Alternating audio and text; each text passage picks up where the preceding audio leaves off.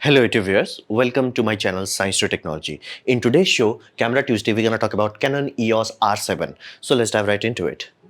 Now first you have to understand this puppy is Pro APS-C. They have released two body, one is a beginner body, this puppy is a Pro body. And what does this mean? This simply means this is one of the high-end, the highest end at this point in time you can buy in APS-C, basically from Sony, Nikon and Canon. Unless you go into Fuji, you will find this puppy to be the highest end APS-C available with modern technology. Now, it's very low budget comparatively speaking, and it is very good for wildlife photography because many photographers who have full frame and do have proper, let's say 70 to 200 quality lens, they many time rather than buying an even bigger lens, even more expensive lens, they choose to buy a APS-C body that allows them to have 1.5x crop, and then they have fun with it. And also it's cheaper and it's much more lighter, so in case they lose the camera body and things of that nature, because in wild photography things happen, like breaking cameras, so in those sort of scenarios they're like, that's okay. And it has all the pro features. From a professional point of view, it has genuinely some good features that makes it easy to use, and its price is around 1.3 lakhs rupees, and generally you should be getting bit cheaper, and in US dollars is around 1500 US dollar. You can notice that this puppy also has headphone out, so they are serious about this camera. This camera is the real deal, quote unquote. So what was the feature set? Well, this puppy touches 32 megapixel, which is very high for APS-C. APS-C is almost equalized, quote unquote, to around 24 and 26 megapixel. So going back to 32, back in the days Nikon did used to do that. So that 32 megapixel is a really big deal for many people. And it has dual card slot. So for many people, this is the point where it's like, shut up and take my money. And to give you a context of it, think of this way, this is a successor to D90. So it has dual card slot. Both are UHS-2, which is also another benefit, because many times for cost cutting reasons, they will have like one UHS-2, one normal one. So A7 Mark III had that, but you have to understand this. This has that both card running at full speed, which meaning you will not be buffer limited unless you put crappy cards into it. So that is awesome. It has vari-angle LCD, which again at this point in time common. It has IBIS, which makes it a kind of high end, simply because a full frame lens mount APS-C sensor, you have a lot of wiggle room. You can just wiggle all day long. So that's the one benefit aspect of it. It can go up to 30 FPS burst, electronic burst. Now that may sound very high, and it is tangibly quite high for Canon point of view, but you have to understand, since it is not a BSI sensor, it's not a global shutter, it's not a backside stacked sensor, it does have some limitation, meaning do not expect god tier performance like a stacked sensor. You will notice some rolling shutter, especially if you are doing very fast movement, not for wildlife, but in some scenarios you may find your football became bit elongated. That sort of things happen. It's really well controlled, and for this price point you will not be like, oh, other companies were doing better. It's like flat out at this price point, nothing else even comes close. So but be mindful of that. 30 fps is really good for wildlife, but in sports you may find your hockey stick is going Tokyo drift, so be mindful of that. It has 4K 60 fps with no crop and 1.8x crop. Like, wait a minute, why would I want crop as an option?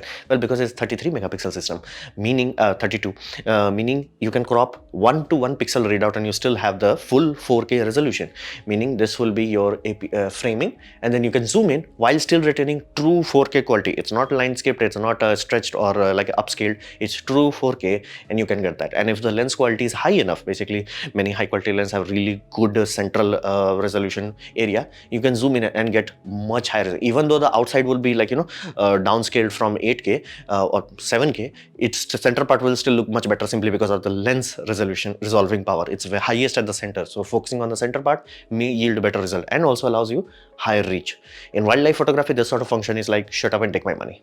So that's very smart. It has USB-C, which is kind of common. However, it has a 10 Gbps port, meaning USB standard started to smoking very high quality weed, and they went brain damage. So the naming convention is like A, B, C, and then they went back to rewrite everything. So it does not make sense. So USB 3 basic means 5 Gbps.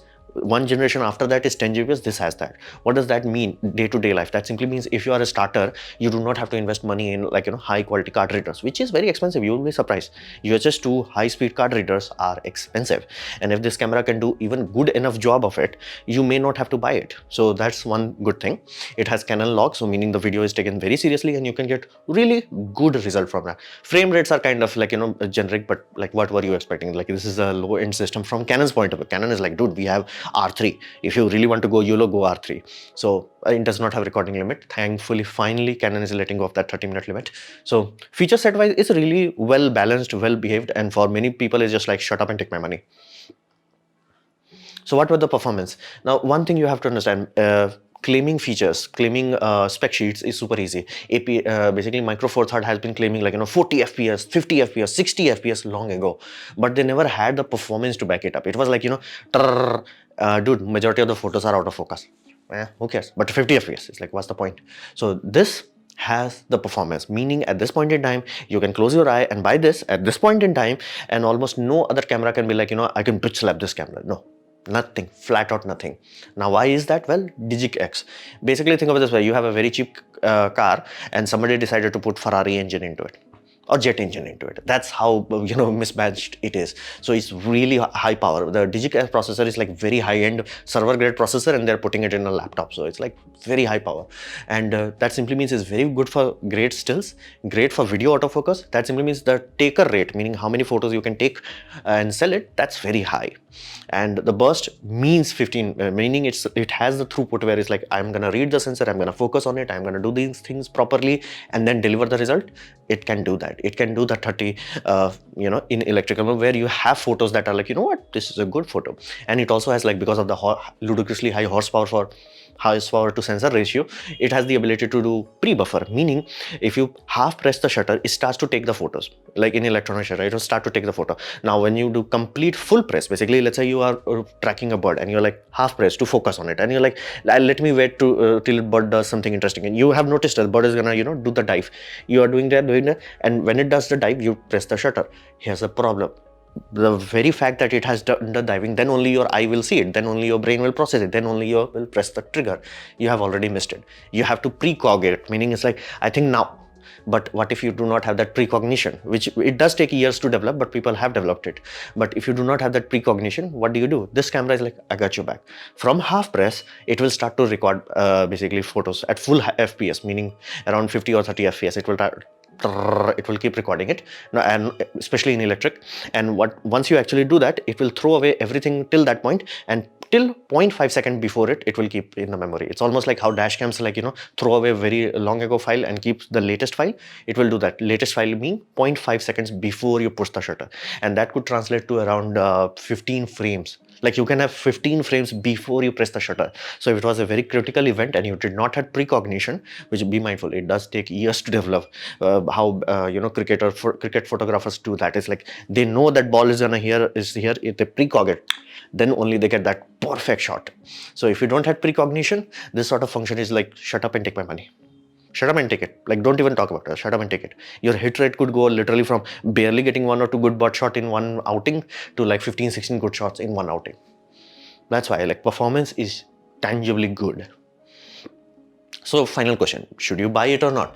At this point in time, there is nothing in this price bracket, in this APS-C format. There is nothing that even comes close. You can buy some high-end Fuji, but be mindful, Fuji's best day autofocus will not be as good as this puppy autofocus wise. It does have better video functions, like 4K 120 FPS, but be mindful, it price is like 2 and 5 times higher. So that's up to you. So in this price bracket, it's like almost clean slate. It's like nothing, neither Sony, neither Nikon, nothing. So that's very good. But be very mindful, because the resolution is very high of the sensor, you may need to buy full frame lenses. Why? Well, full frame lenses are generally higher quality from compared to APS-C kit lenses. If somebody sits down, like for example, other lens manufacturer sits down, it's like, I'm gonna manufacture a very high quality like Tamron or Sigma. They sit down like, I'm gonna make a quality APS-C lens. They can make it, but if they're like, I'm gonna make it the bare minimum cheap lens, it's gonna be a cheap lens. So Canon has made some amazing lenses in their full frame lineup, which have really high resolution power, meaning you can resolve much higher detail, and they have very good center focus sharpness. If you put that, it can actually, like, now it means 32 megapixel. Because be mindful, many of you have mobile phone that has like, I even have very old one which has like 64 megapixel. So does that mean the photo quality is 64 megapixel? No, because the lens is crappy. It cannot resolve it properly. So if you put that 2 kit lenses that they have announced so far, it's okay, but do not expect to, you will like, it barely looks like the same as 24 megapixel. It will not have that wow factor. You need quality lenses on that. So be mindful, if you really want to touch that 32 megapixel, you may have to invest in quality lenses.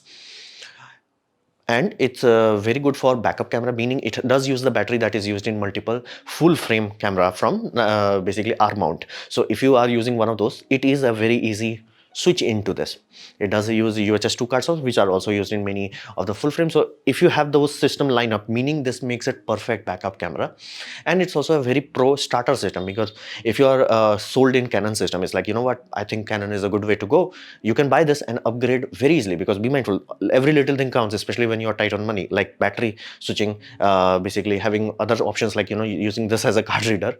So all of that does matter. Now, everything is awesome till this point. Like, it has, like, you know, electric hot shoe mount. Everything is awesome. However, be very mindful. I have made this told this again and again. While there are some benefit to camera, but at this point in time, more and more people are realizing mobile phones are becoming really good.